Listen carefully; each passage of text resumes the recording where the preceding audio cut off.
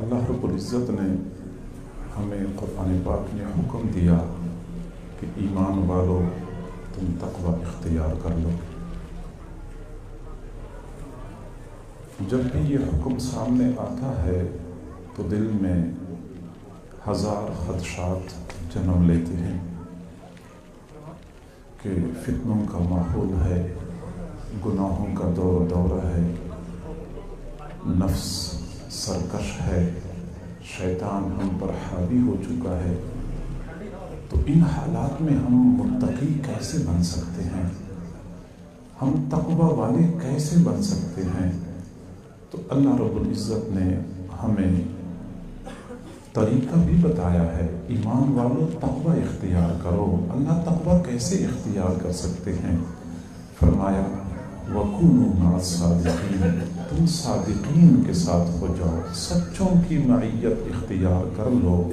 تقوی کا حصول آسان ہو جائے گا۔ مختصر الفاظ میں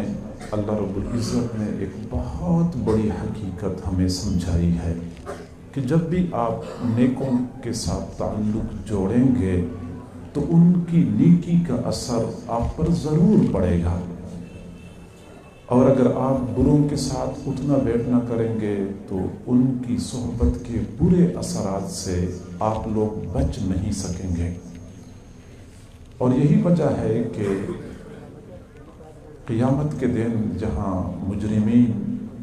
بہت ساری کمی کوتاہیوں پہ حسرت کریں گے، افسوس کریں گے، وہاں وہ اس بات پر بھی افسوس کریں گے کہ ہم نے دنیا میں نیکوں کا ساتھ کیوں اختیار نہیں کیا تھا، ہم نے بروں کے ساتھ دوستی کیوں لگائی تھی۔ یوم یعض الظالم علی یدیہ، قیامت کے دن ظالم لوگ، گناہگار لوگ حسرت اور افسوس کی وجہ سے اپنے ہاتھوں کو چبائیں گے۔ یقول یا لیتنی اتخذت مع الرسول سبیلا، وہ کہیں گے ہائے کاش کہ ہم اللہ کے نمائندوں کے ساتھ اپنا تعلق جوڑتے۔ یا ویلتا لیتنی لم اتخذ فلانا خلیلا، ہائے کاش کہ میں فلاں بندے کو اپنا دوست نہ بناتا۔ قیامت کے دن اسی بات پہ افسوس کریں گے کہ ہم نے بروں کے ساتھ دوستی لگائی، ہم نے اچھوں کے ساتھ اور نیکوں کے ساتھ دوستی کیوں نہیں لگائی۔ بلکہ جب کوئی بندہ فوت ہو رہا ہوتا ہے،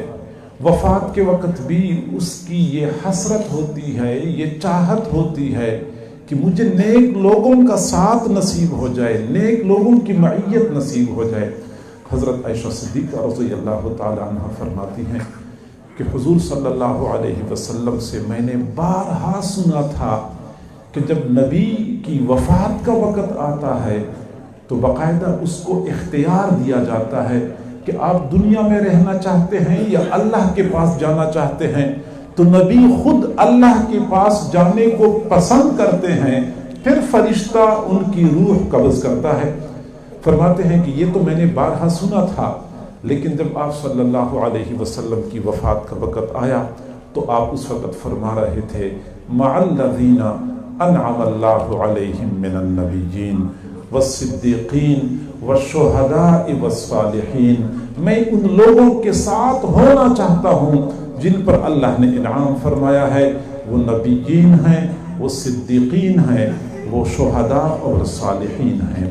وَحَسُنَ أُولَئِكَ رَفِيقًا، اور وہ بہترین ساتھی ہیں۔ حضرت عائشہ صدیقہ رضی اللہ تعالی عنہ فرماتی ہیں کہ جب حضور صلی اللہ علیہ وسلم سے یہ آیت میں نے سنی تو میں سمجھ گئی کہ وہ جو حضور فرمایا کرتے تھے کہ نبی کو اختیار دیا جاتا ہے، اب نبی پر وہ وقت آ چکا ہے، آپ کو اختیار دیا گیا ہے اور آپ نے ان لوگوں کا ساتھ اپنے لیے پسند کیا ہے، اب حضور ہمارے پاس نہیں رہیں گے۔ گویا کہ حضور صلی اللہ علیہ وسلم نے بھی اپنی زندگی کے آخری لمحات میں صالحین، شہداء اور نیک لوگوں کی معیت کی چاہت ظاہر کی تھی۔